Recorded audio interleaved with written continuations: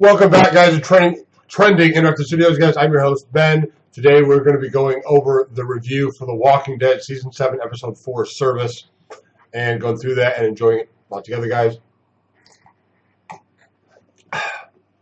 So, anywho's, this episode was a really good episode, in my opinion. I enjoyed it. They touched a ton on the comics here, and it started with a line directly from the comics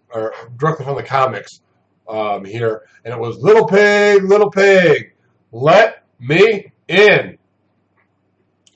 And I just thoroughly enjoyed it. Spencer at the very start, a lot of people I noticed when watching this episode missed something, and you're like, well, Ben, what did they miss then?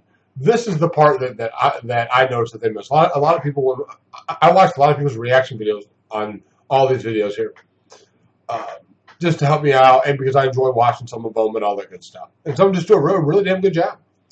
So, anyhow, I see them at the start, and they're saying, wait, does Spencer not know?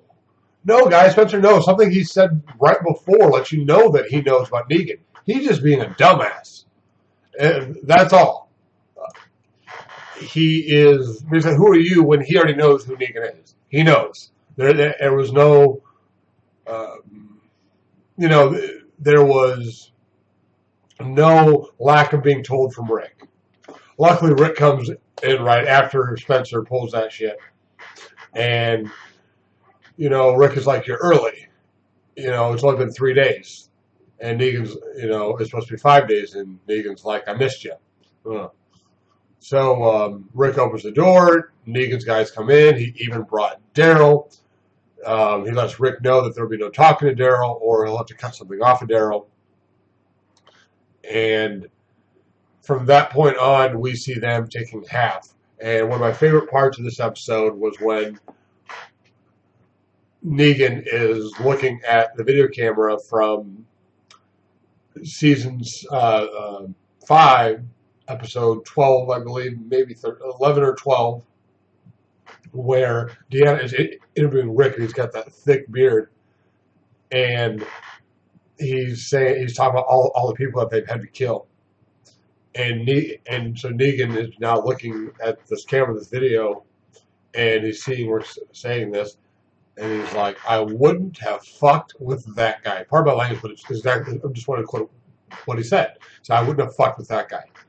And said, and then he looks at Rick, and Rick, who at this point, doesn't have the beard, is, he's like, but Negan's like, that's not you anymore, and he points it onto Rick. Well, the thing is, I can tell even right there, to me, is it looks like Rick is growing out that beard, so I think bearded Rick, a.k.a. Winter Rick, is going to be coming back and whooping some ass. But that leads me to the next thing. Well, I'll get to that next here in a little bit. So after that, he starts going on about how, where's Maggie? He wants to take Maggie home with him. And it's really getting under Rick's skin. And you see Rick grab the Lucille, who he's being forced to carry Lucille, the bat that killed Abraham and Glenn. He's being forced to carry that barbed wire baseball bat around.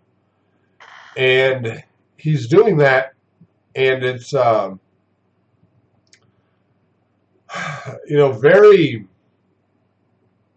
it's just very ominous. And, you feel really bad for Rick for having to carry that.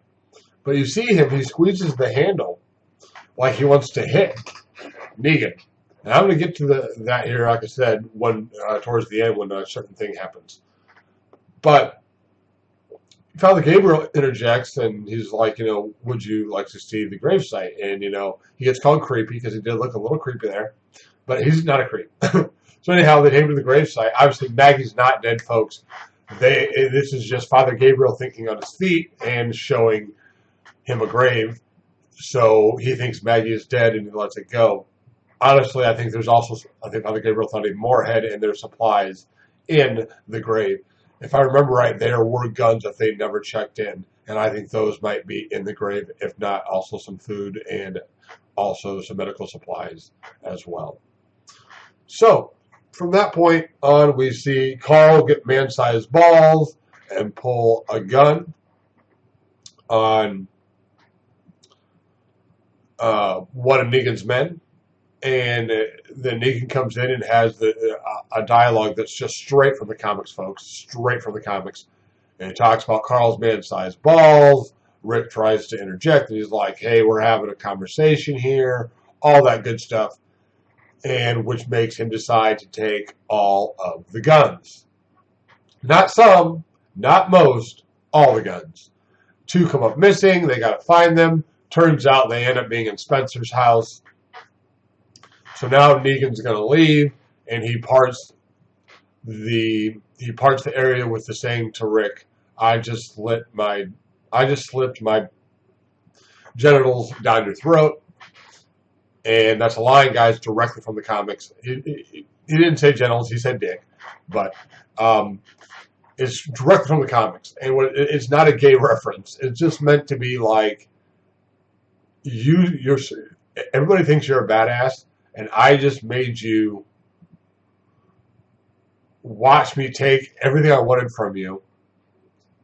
And at the end of the episode, he made Rick thank him for it. So Negan does depart after taking Lucille. Well, right before he leaves, you see Rick grip that bat again, grip Lucille, and then Negan, does his thing. They kill one more walker, and then he leaves. And you see Andrew Lincoln look at a sign that we saw put up in season 6, and I forgot what the exact words were. Something about mercy and plundering.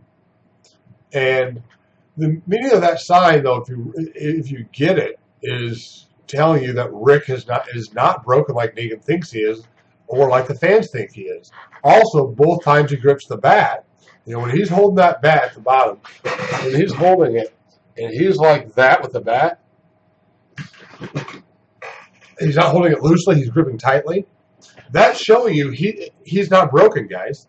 He's ready to keep whooping ass. But he needs everybody in Alexandria to keep acting like they're afraid. And he doesn't want them to act. He wants them to be afraid, because if they're actually afraid, then they won't screw up and give it away that he's working on a plan in his head and deciding how to go about it.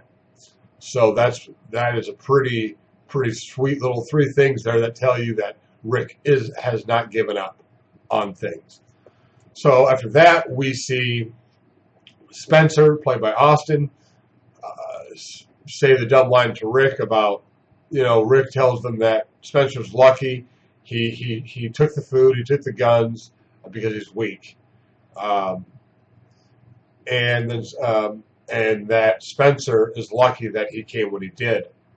And when Rick is walking away, he says, "Lucky." Spencer says, "Lucky, like Abraham and Glenn were so lucky." And Rick stops in his tracks. We're all like, "Is Rick gonna kill this fool? Is Rick gonna kill this fool? Really? He is gonna bring up Glenn and Abraham 3 days later? Are you kidding me?" And Rick stops and hands in his tracks and clenches those fists, which tells you he's not broken. He's ready to break something. It's called he's ready to break Spencer's face. And he responds with, "Don't you ever bring them up again. If you do, I'll break your jaw and knock your teeth out." And I love that after that, because there's a pause by there's no word for like a split second there. And then Rick follows it up with, "Say yes." And Spencer meekly says yes, meaning he doesn't even have the balls to stand up to Rick, yet he thinks he can be a leader in front of Rick. I don't think so, son. But that's where the episode ends. Well, the episode ends right after that. I forgot. No, it doesn't. It ends with a big reveal that Rick knows that Shane is the father of Judith. Shocker. I think most of us knew that. We pretty much expected it, but now he knows. But he still says Judith is his daughter, and he's telling the show that they have to do what they're doing right now because Judith needs to survive, and he needs to teach her a lot of things, and he can't die yet. So that is the end of that episode. and it was really good. We saw mattresses burned at the very, very tail end there, and we saw Rosita wanting Eugene to make a bullet. So that was that. Let me know what you guys' thoughts were on this episode, what your favorite part was. I'm going to give this episode a 4.2. First one over 4. Good episode. Let me know what you guys thought. Like I said, like, share, comment, subscribe. We'll see you next time right here on Trending in Our Studios. Love The Walking Dead, guys. Peace.